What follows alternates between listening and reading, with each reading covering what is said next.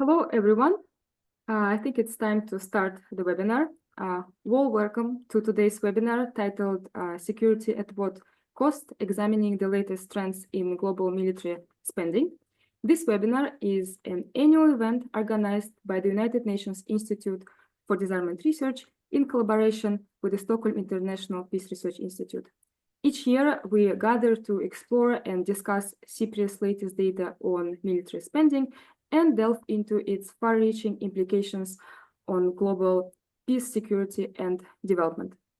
My name is Alexandra Kuimova. I'm a researcher with the Conventional Arms Ammunition Program at UNIDIR, and I will be moderating today's discussion.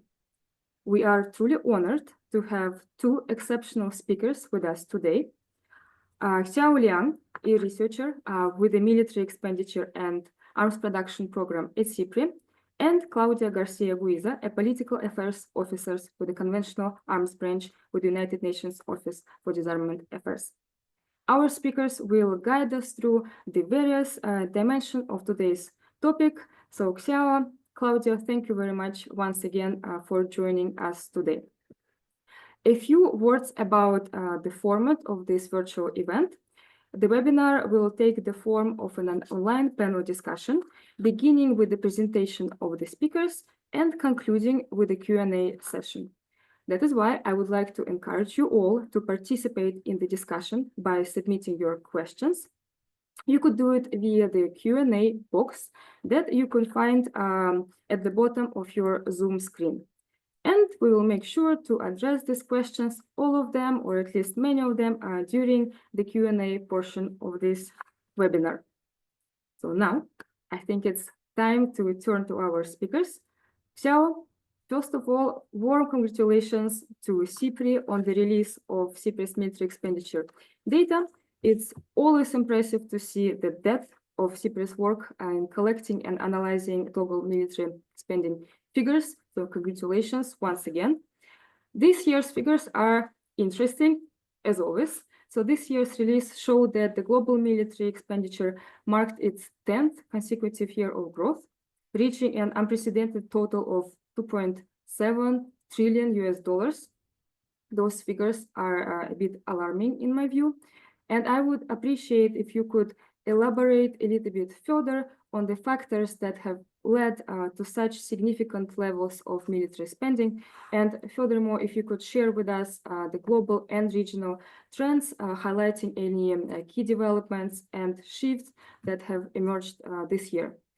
Xiao, the screen is yours, and thank you once again for being with us. We truly appreciate this. The screen is yours. Thank you. Thank you, Alessandra, for the introduction. It's a pleasure to be here. So I will share my screen, and what I'm going to do is to present our latest data from SIPRI on world military spending that we released about 2 weeks ago. So looking at the global trends, but also trends in specific regions and countries, and also looking at the main drivers and contributors to this trend and its also implications for peace, security, and development. So as Alexandra mentioned, world military spending reached a record high of 2.7 trillion US dollars in 2024, which was the highest SIPRI has ever recorded. And the year-on-year increase of over 9% was also the steepest rise since the end of the Cold War. And over 100 countries around the world increased their spending, which is also something we've never seen before. So this really speaks to the unprecedented level and volume of world military spending. Then looking at specific regions, military spending increased in all 5 geographic regions in the world, with particularly rapid growth in both Europe and the Middle East. So I will dive into these regions a bit more later, but looking at the other regions first. First, in Africa, where spending increased by a modest 3%. This was mostly driven by increases in its biggest spenders, which were Algeria and Morocco, whereas spending actually decreased in sub-Saharan Africa.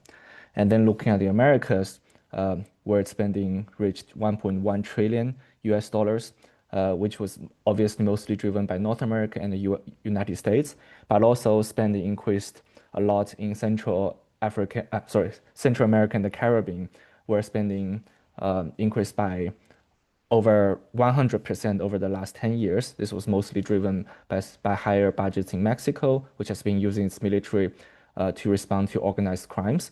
But it's also worth noting that Guyana, which is not a big spender, but actually recorded the largest annual increase in the world of 78% last year due to its tensions with Venezuela. And then turning into Asia and Oceania, which was also one of the biggest contributors globally in terms of spending. Um, this its budgets rose by 6% in last year, and this actually continued an uninterrupted trend since at least 1989, which is the longest streak we have in our database in terms of regional spending.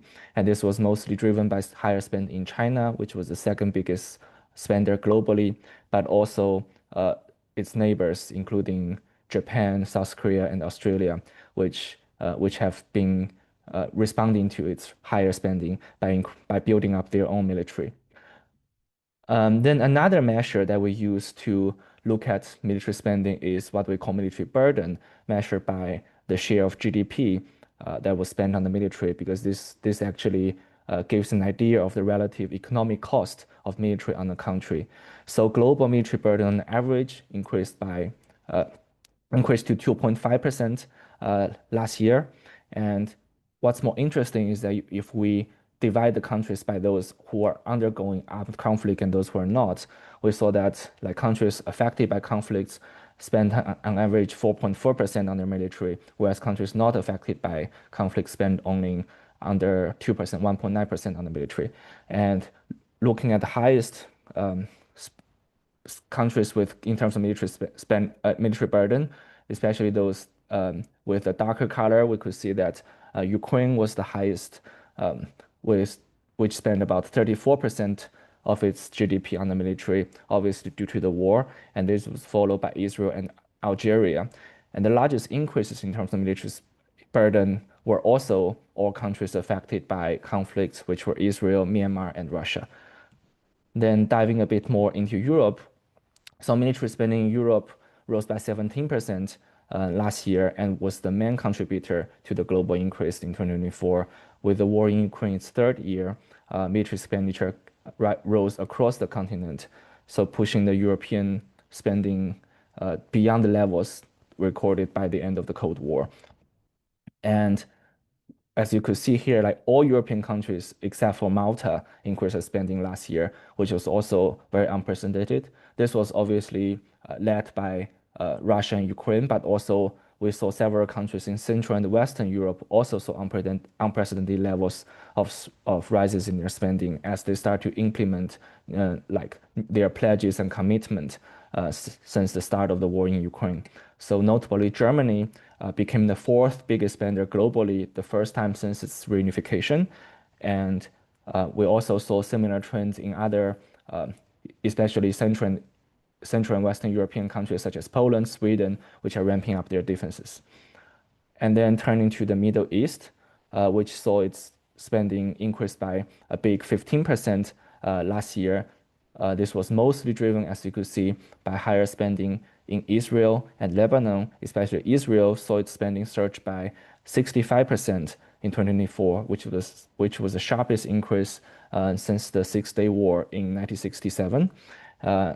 Obviously, due to its war in Gaza and the escalated conflict with Hezbollah in southern Lebanon, which also drove up spending by Lebanon by 58%, despite its like economic difficulties and political crisis. As you could see, most other countries in the region actually either did not increase their spending too much or even decrease their spending, showing that the war in Gaza has, in fact, limited impact in terms of spending in the region. Then looking at the biggest drivers for the trend. So although, as I said, spending increased throughout the world in all regions, but the biggest increase was actually mostly driven by relatively small number of countries.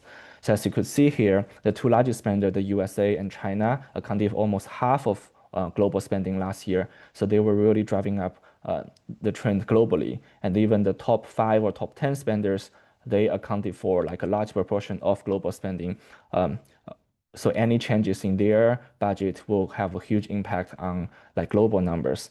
So this obviously reflects all the ongoing wars and tensions going on in the world, where countries are increasingly using military security and resort to military build-up to resolve their threat perceptions and tensions.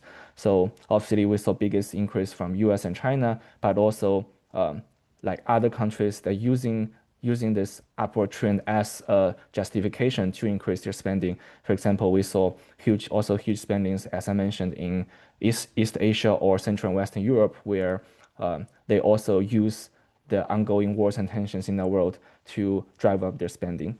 So with many unresolved disputes and tensions going on in the world, we believe that this trend is probably going to continue in the near future. So as governments increasingly prioritize military security, sometimes at the expense of other budget areas, I believe the economic and social trade-offs for these trends will probably have a significant effect on our society going forward.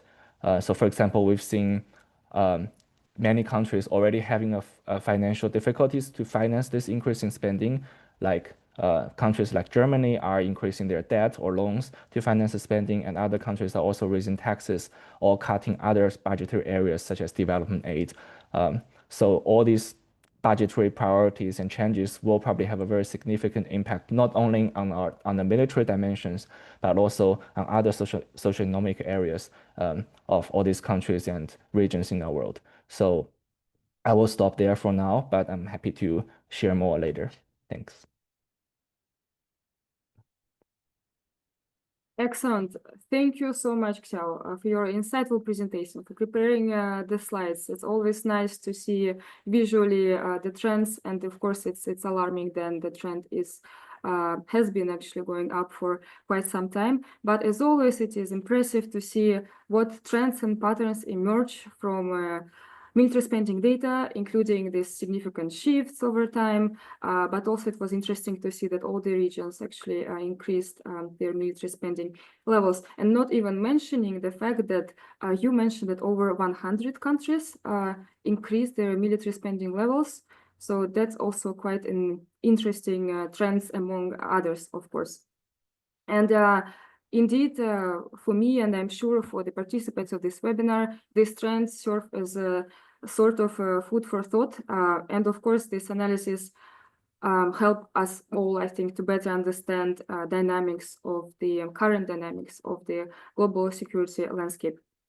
But, so looking at the military expenditure database, we can see that military spending data seems to be publicly available and accessible for many states. And I think SIPRI has been proving this over and over again. But are states themselves generally willing to share this information? And here, I think I would like to turn to Claudia. Claudia, the United Nations encourages member states to continue submitting information on military spending to the UN reporting instrument of military spending, which is a voluntary international reporting mechanism on national military spending.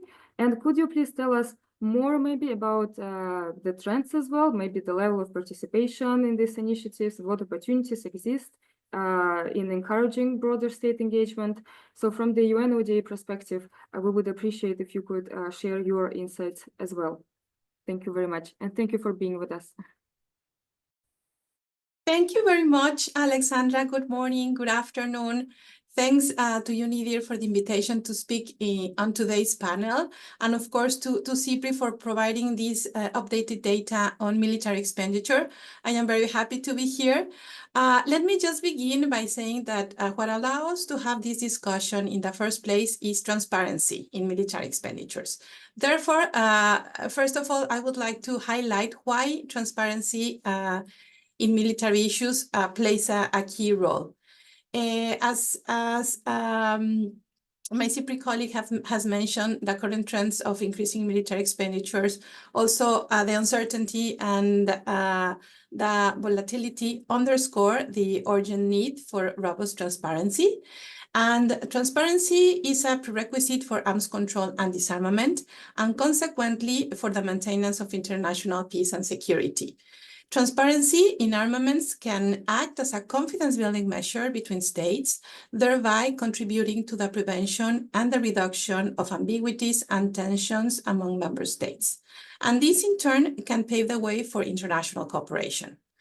In addition, confidence-building measures, including transparency, can encourage restraint in military budgeting and help decelerate military buildup.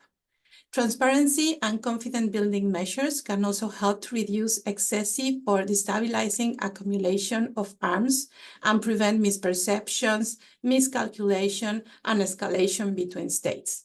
Ultimately, these confidence-building measures and transparency can contribute to create more favorable conditions for the achievement of the 2030 Agenda for Sustainable Development. Now, of course, when we talk about transparency, we usually talk about transparency at national, regional, and international level. And when at national level, for example, resources are allocated without clear reporting or accountability mechanisms, any sector, including the military, could face risks of inefficiency or funds misuse, and often, unfortunately, at the expense of essential public services and development projects. Therefore, access to information is essential for parliamentarians, civil society, and public in general to ensure oversight and influence over the way in which the national budget, including the military budget, is spent. Then, if I may, at the regional level, of course, there are several regional organizations that require member states to report on their military expenditure. And I will focus a little bit more on the efforts at the international and multilateral level. Of course, at this multilateral level, there is a transparency instrument for military spending, as you mentioned, Alexandra. We have the UN report on military expenditures that we know it as on MILEX. And this instrument was established in 1981 through a UN General Assembly resolution. And through this UN MILEX instrument, UN member states are requested on an annual basis to report on their military expenditures during the previous calendar year. And there are, well, of course, several different reporting forms that member states can use, depending on the extent to which they want to disaggregate their data. So countries can report, for example, on the total military spending only, or they can also use a standardized method and report more detailed spending figures for personnel, operations and maintenance, procurement and construction, and research and development. Since it was established, more than 120 member states have submitted a report to UNMILEX at least once. And I have to say that participation in UNMILEX has fluctuated in the past 20 years. And even though the recent increase in the number of reports submitted to UNMILEX is encouraging, for example, from 45 reports that were submitted in 2022 compared to 57 submissions in 2024, this transparency instrument remains underutilized. And this is because only a minority of states report in any given year, and only a few states consistently report every year, limiting, of course, the effectiveness of these transparency instruments. So as UN Secretariat, we are working to revitalize this instrument and increase member states' participation, in particular from regions where participation is low, for example, Africa, the Americas, Asia. But as you can imagine, this takes time. Because it takes time to generate, of course, political will among member states, and also building reporting capacity in some cases. So I think that, as I mentioned earlier, it's not only a question of whether a country publishes information on its military expenditures, but it's also a question of how detailed those reports are. So, for example, disaggregated data would show how much is being spent on pensions for retired military personnel. How much is being allocated to procurement and construction, or for example, if there have been investments in military research or development, or how much has been spent in the Navy or in the Army. And having this disaggregated data available is important because it offers insight into the allocation of resources to specific types of military activities. And also another positive aspect of having disaggregated data is that allows civil society and analysts to identify changes in spending priorities through budgeting process. So just to give you an example, knowing that military budget increases in a country are due to higher pensions being paid rather than more arms being procured might ease tensions between a state and the neighboring countries. So to conclude, I think that transparency at national level is key to keep governments accountable to their taxpayers. Also, transparency plays a crucial role in sustainable resource allocation by ensuring efficiency, accountability, and public trust. And of course, at the global level, transparency is key to build trust between states, and it's also vital for conflict prevention and for the maintenance of peace and security. So I think I will stop here, and the floor is back to you. Thank you, Alexandra. Thank you so much, Claudia, for your remarks and for your presentation. It is, I think, fascinating to see that the trends in data itself contrast with the trends in participation when it comes to sharing information on military spending, which is interesting because it's possible to find the data. However, some states are hesitating to provide information to the instrument. However, I do want to echo your words about the importance of transparency. I, of course, do agree that transparency is an important element of confidence building measures. So I hope that you and us also as the researchers will convince the states to share information on military spending levels, especially disaggregated information, because as you mentioned, sometimes states tend to provide total figures. However, sometimes it's not enough if we want to analyze the impact of military spending on various aspects and elements. And now, before moving forward, I would like to remind you all, the participants, that you can participate in this discussion as well. And I am encouraging you to submit questions to us so the speakers can reply to them after the discussion. You could submit your questions, as I mentioned at the beginning of the webinar, in the Q&A box located at the bottom, I think, of your Zoom screen. And before opening the floor to for the Q&A session, I would like to conclude speaker's presentation by asking a broader questions, so to speak. Those questions are not necessarily related to data, but kind of elaborating on the issues that we already discussed. So my first question is, well, from your respective areas of expertise and experience, what do we see, and this question, I believe for you, Xiao, is the main drivers of military spending? You already covered this to a certain extent, but perhaps you would want to elaborate on this a bit. And additionally, how do you view the impact of rising military expenditure on global security, peace and development? Because I do think that it's still important to reiterate the discussions and debates on the impact of military spending. So I would like to now give the floor to the speakers. Perhaps I would first give the floor to Xiao, and then followed by Claudia. Thank you, Alexandra, and thanks, Claudia, for your remarks.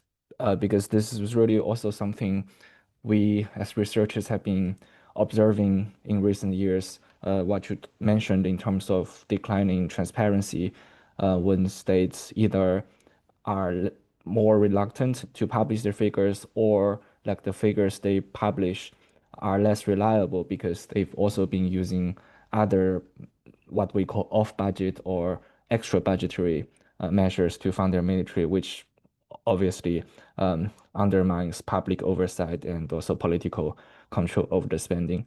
So to your question, Alexandra, obviously, in broad terms, this rising spending was driven by ongoing wars and tensions, and also there's action and reaction spiral of dangerous arms race. By looking at the numbers more specifically, this was really driven by a relatively small number of countries. So the top 5 spenders, the US, China, Russia, Germany, India, together combine for over 60% of global spending. And looking at what they've been spending money on, for example, in the case of the US, there was a lot of investment into modernizing its military capabilities and its nuclear arsenal in order to get a strategic advantage over Russia and China. And in the case of China, it is also investing a lot in modernizing its military, which it aims to achieve full modernization by 2035. And then looking at other countries, for example, we see a lot of European NATO members are also driving up their spending to meet either 2%, 3%, or even 5% of GDP targets. And this is probably going to drive spending for many years to come, because a lot of these announcements and the investment will take many years to materialize to when they like open up new arms industry production chains and invest in new defense equipment. So all these factors are obviously going to drive spending going forward. But as I briefly mentioned, and also you also talked about, Alexandra, like this will obviously carry significant economic, political, and social consequences. For example, when countries increase debt to boost their budget, this might be like a short-term solution, but it also risks undermining macroeconomic stability, driving up inflation, for example. And also when countries redirect social expenditures or international aid to free up resources, this might obviously have negative effect on like social economic protection, and usually this will impact more heavily, disproportionately on the more vulnerable groups or countries in the world. So depending on how these fundings are being financed, for example, if countries also increase taxes to support their military, this might also lead to questions about distribution and income inequality. So any like measures to increase the spending is going to have a ripple effect by putting more financial strains on the government. And this is something I think both governments, but also the public and also parliamentarians need to have more scrutiny on when they like approve the spending, for example, because usually within the budget, state budget, military sometimes, because of in times of emergency or crisis, would have this kind of exceptional status, which enjoys like less scrutiny and less control. But as states are ramping up their spending very fast and probably impacting other areas of the budget, I think this is something that everyone needs to focus more on, both in terms of transparency, but also in terms of how every budget line is spent, whether it's used more like effectively without waste and with enough public oversight. Yeah, I will stop there. Thank you very much, Xiao. And Claudia, would you like to add anything on the questions that I've asked? Yes, sure, Alexandra. Maybe just to add a bit, I think that some of the drivers of increasing mileage is, of course, the ongoing rivalries and competition among states. This can drive military spending as these countries seek to maintain or enhance their strategic positions. Also, the conflicts that are happening in many regions in the world can significantly increase military expenditure. Also, transnational terrorism could boost the budget, the military budget on some countries to counter these non-state actors. Also, of course, the influence of military-industrial complex, including lobbying, political contributions, could also increase mileage, technological advancements to push the military superiority through advancements, for example, in AI or space technologies, and quantum could also raise this spending. And of course, I think that also there's like these perceptions of insecurity that are causing that military expenditure increases. So I think here the emphasis should be placed on the importance of multilateralism, of cooperation, dialogue, and diplomacy.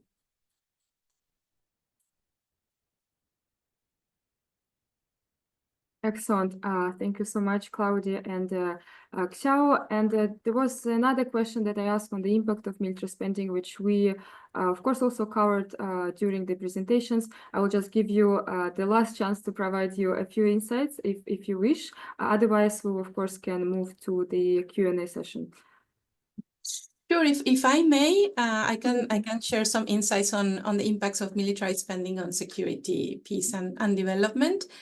Yes, of course. Well, military spending has complex and multifaceted impacts on security, peace, and development. While military spending is essential for maintaining national security, it also poses significant challenges. For example, high military expenditures can lead to arms race or can exacerbate conflicts and instability, particularly when it leads to the proliferation of weapons. Also, it can reduce regional stability and divert resources from essential public services, hindering sustainable development. So balancing military needs with investments in social and economic development, I think, is essential for achieving peace and prosperity. And well, as we stand at a critical crossroad, I think that we must assess the impact of our choices on global peace, security, and sustainable development. In particular, taking into consideration that for a full decade, military spending has increased every single year, diverting essential and limited resources away from poverty eradication, climate action, and gender equality, for example. And then, well, maybe if I may refer very briefly to the Pact for the Future, Alexandra. Well, as many as you know, the Pact for the Future was adopted in September 2024. And in this pact for the future, member states of the United Nations recognize the interdependence of international peace and security, sustainable development, and human rights, and requested the Secretary General to provide analysis on the impact of the increase in military expenditure on the achievement of the Sustainable Development Goals by the end of the 79th session of the UN General Assembly. So this is September this year. And well, in a honest and factual reflection of the current state of the world, the aim is that the analysis will offer insight in how our spending priorities need to be realigned to create a future where peace and prosperity are accessible to all. So currently, we are in the process of developing this study. The Office for Disarmament Affairs launched a call for papers to member states, civil society, academia, and other stakeholders to provide their insights on the impact of increasing military expenditure in the achievement of the SDGs. I am glad to share with you that this call for papers has been successful. More than 50 papers were received, some of them from member states. So these inputs provided by member states and other stakeholders will be a contribution for the development of this SG analysis. Of course, this issue is complex. It's not an easy equation between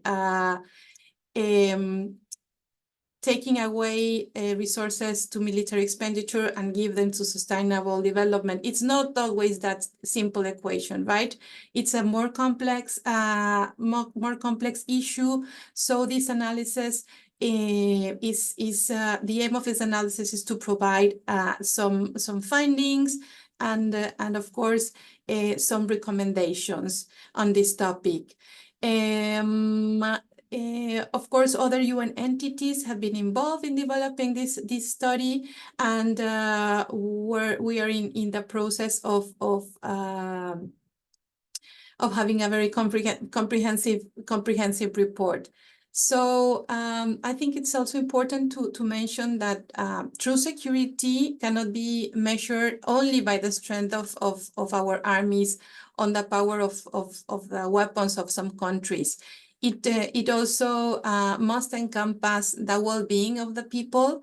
And as the High Representative Nakamitsu has mentioned, I think it's important to break the vicious cycle of allocating resources to harm one another and prioritize investments that generate growth and opportunity for all. And as I mentioned previously, I think that dialogue, trust, and collective action it's really key to achieve peace and sustainable development. And also, I think we need a new vision of security that places people and their well-being at its core, and of course prevents conflicts, and also understands that sustainable development is an essential tool for a peaceful world. So I think I will stop there. Thank you. Excellent. Thank you very much for the both of you for answering my questions, for sharing your valuable insights, observations. It is always very much appreciated.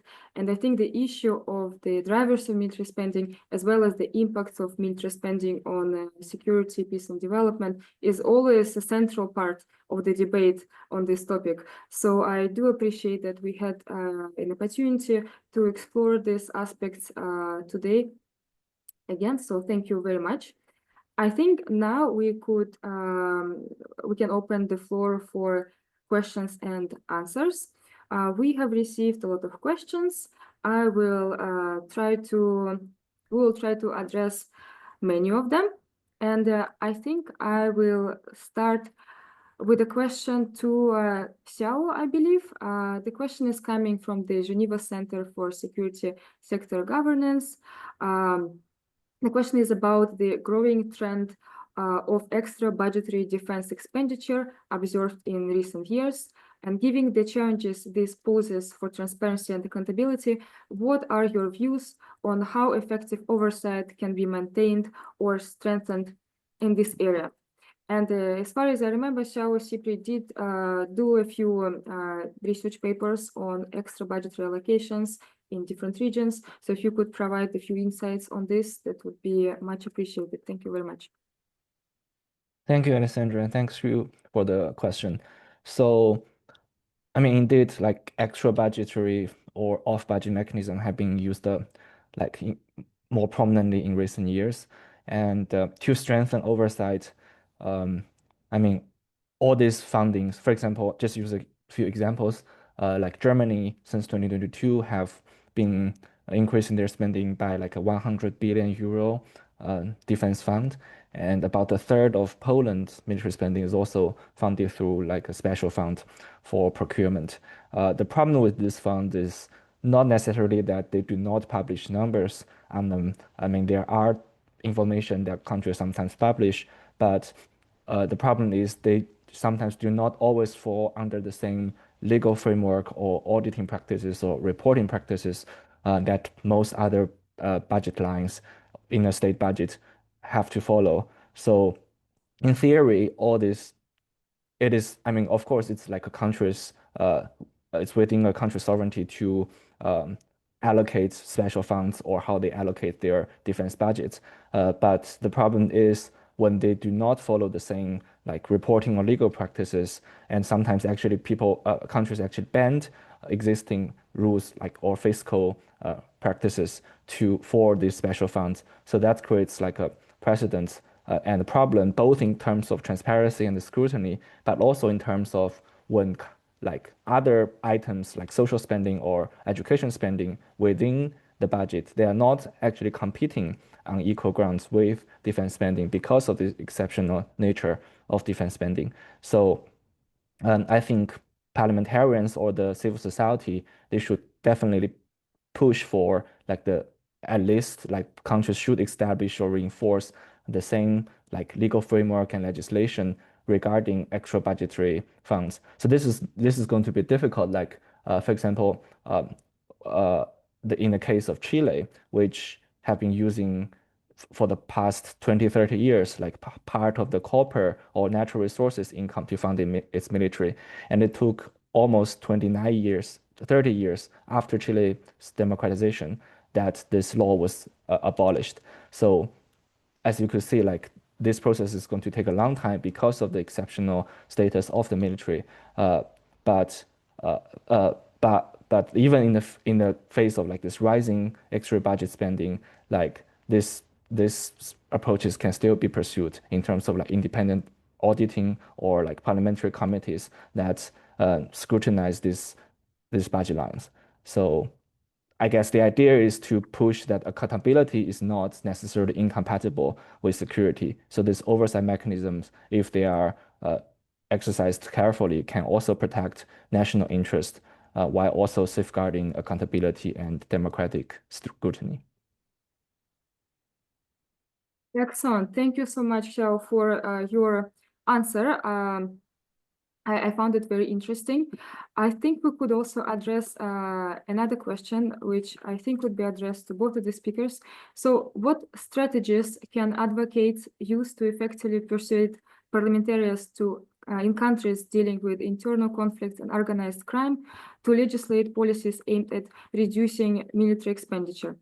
Just on my side, I think it's an interesting question. I just want to mention that sometimes if the country is dealing with organized crime or internal conflicts, I would like to highlight that law enforcement is involved in addressing some of these developments. So it means that we are here talking about more the budget and expenditure on the law enforcement rather than on the armed forces, for example. However, I would still like to give the floor to Xiao and Claudia to share your insight of this on this question. Claudia, yes, I can see that you would like to, yeah, go ahead. Thank you so much. Thank you, Alexandra, and thank you for this very interesting question. I think that one of the steps that could be taken is to emphasize how reallocating military funds to economic development can create jobs, also can promote growth and reduce poverty. Also, I think that highlighting the impact of investing in health, education, and other social programs could be something that could be raised to reduce, in particular, inequalities. Also, I think that a topic that has been discussed, but I still think that it's very interesting, is how right now the concept of security is focused on the state. So I think that, as I mentioned in my previous remarks, I think that this concept of security has to be broadened and focus on a more people-centered approach that puts the person at its core. Also, I refer to the role of diplomacy, and in particular, I think conflict prevention. It's key to address this issue, and of course the promotion of transparency measures, accountability, advocate for stronger parliamentary oversight of defense budget. And maybe also encourage the public to participate more actively in these debates when military expenditure is debated, and in general also like states' budget. I think that's what I would like to add at this point. Xiao, would you like to add anything? Thank you so much, Claudia, for your answer. Yeah, maybe just briefly, I guess this also links to the broader idea of human security, because how, like, one can argue that this militant approach to fighting internal conflicts or organized crime alone is not sufficient for tackling the root causes of this problem. So that is why, like, this opportunity cost of this spending, for example, the resources diverted from education, healthcare, or like community policing, which are sometimes more effective to address the root causes of insecurity. Yes, great. Thank you so much for your answers. We have a couple of questions on the linkages between military spending and climate security or climate change. And I would just read out loud the question, and if you have any insights with regards to this, please go ahead and share your observations. So the question is received from an expert working on the Military Emissions Gap Project, which advocates for greater transparency and accountability for the military contribution to global greenhouse emissions.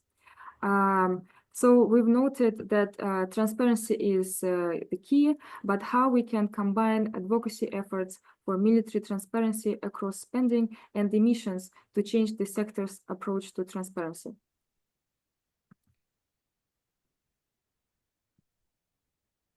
If you have any insights or observations you would like to share, please do.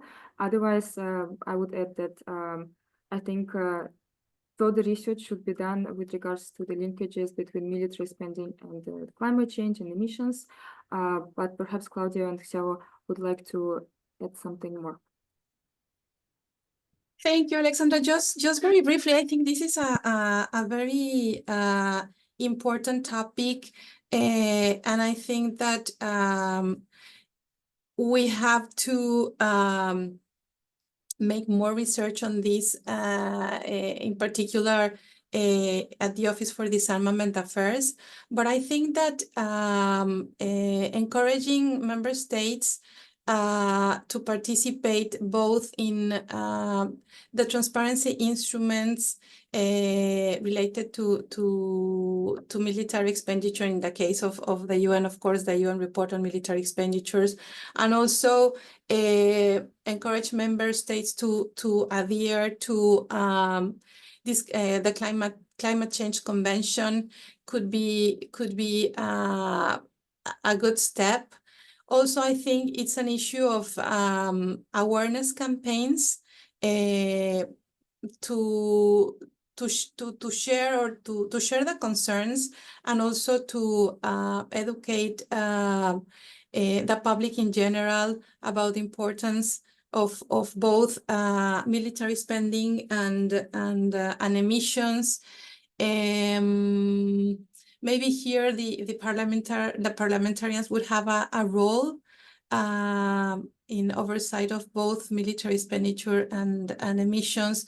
But as I mentioned, I think this is a topic that in the case of the office in which I work, we need to develop more.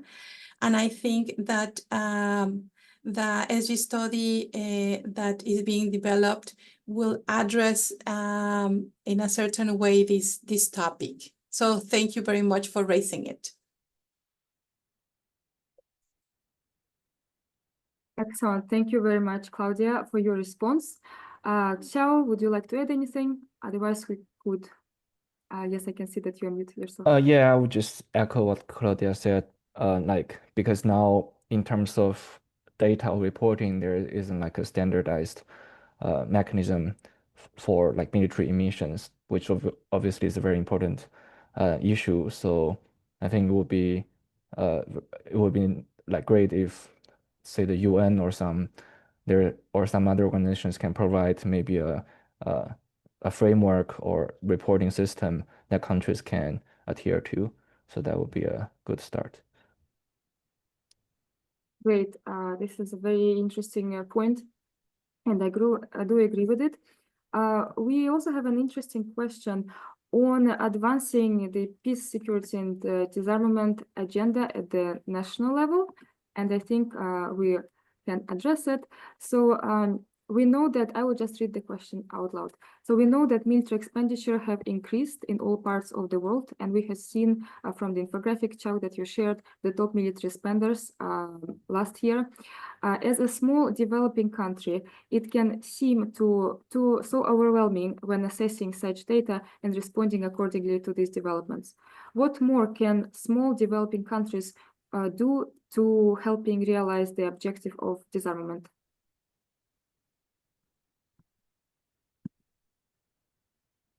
I think this question is related to the measures and steps that can be undertaken by the both international community, but also at the national level to advance not only the disarmament agenda and disarmament objectives, but also global or national, regional peace, security, development agendas. And perhaps Claudia and Xiao, you could share your thoughts on this.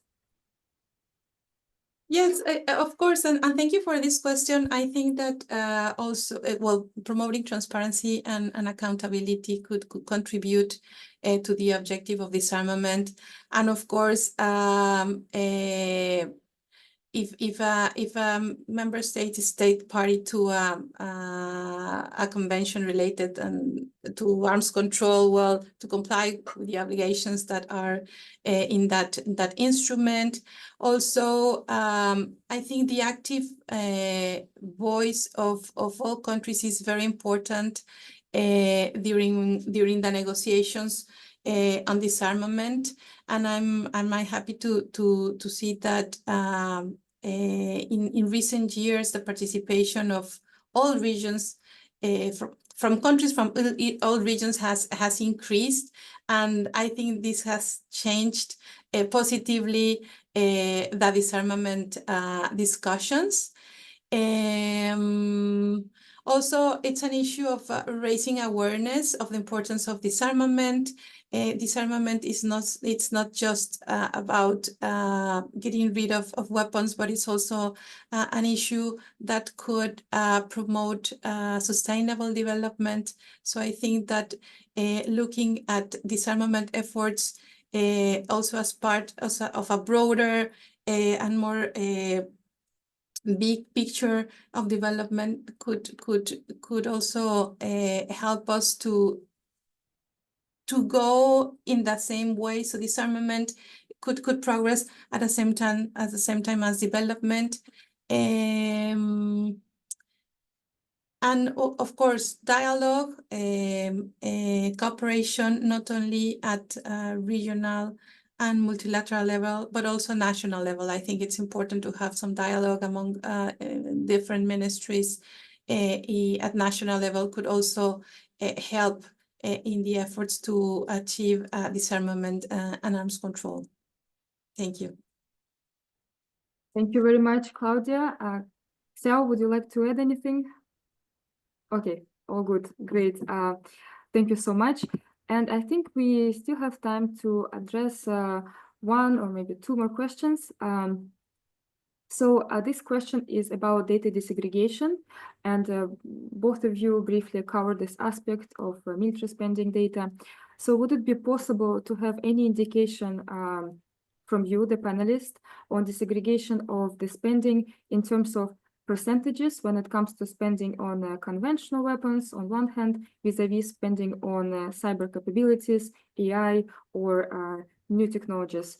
I know that SIPRI gets this kind of questions a lot when it comes to data segregation and what's available. So I do think that Xiao should have an answer to this. And Claudia, of course, you are welcome to add as well from your side. Yeah, thank you for the question.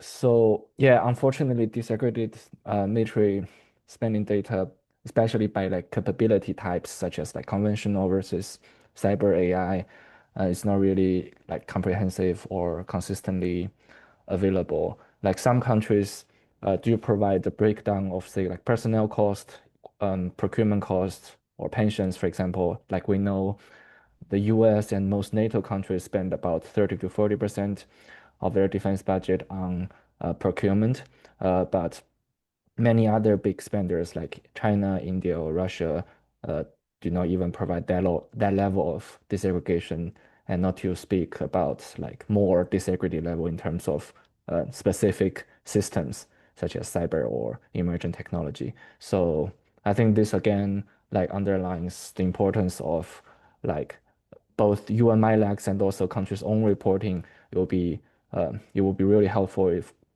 countries can provide higher level disaggregation. But unfortunately, that this level of transparency is not available at the moment. Thank you so much, Xiao. And Claudia, you did mention that the UN MILAX instrument mechanism allows the states to kind of provide disaggregated data on military spending. But do you have any insights on the specific type of data? Yes, thank you, Alexandra, and yes, as I mentioned, in the case of on MILEX, member states can report either on their total military spending, so only like the total figure, or they can use a standardized method and report more detailed spending figures. So they can disaggregate figures on personnel, operation and maintenance, procurement and construction, and research and development. But these are only the figures. It's not like a specific information on in which areas spending is allocated, if I may say. So, as Xiao mentioned, I think that this is something that would be useful. And I think that maybe some of this information could be available in open sources, but in the case of on MILEX, member states are not providing this kind of information in particular. Great, thank you.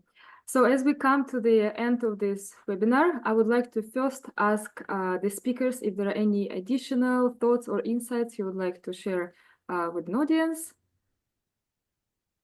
Just to thank you and the audience for the very interesting questions. And also, if I may, just to do a small announcement to invite member states to submit the reports to the UN MILEX instrument. The deadline was last month, but even though member states could submit the reports through the online reporting tool or sending the reports by email to UNODA. Thank you. That's great. That's a great reminder. Thank you, Claudia. And Xiao, on your side. Yeah, I just want to thank you, dear, for organizing this panel and also for Claudia to highlighting the importance of more transparency, especially in times of growing military spending. Great. In turn, I would like to first extend my thanks to all the participants for joining us, for asking insightful questions, for your curiosity in military spending trends, but also on the impacts of rising military spending on peace, security, and development. And of course, I would like to express my sincere gratitude to the fantastic speakers, to you, Claudia, to you, Xiao, for sharing your expertise with us and also for taking the time to participate in this webinar. So thank you once again, everyone, and I wish you a great reminder of the day. Thank you so much.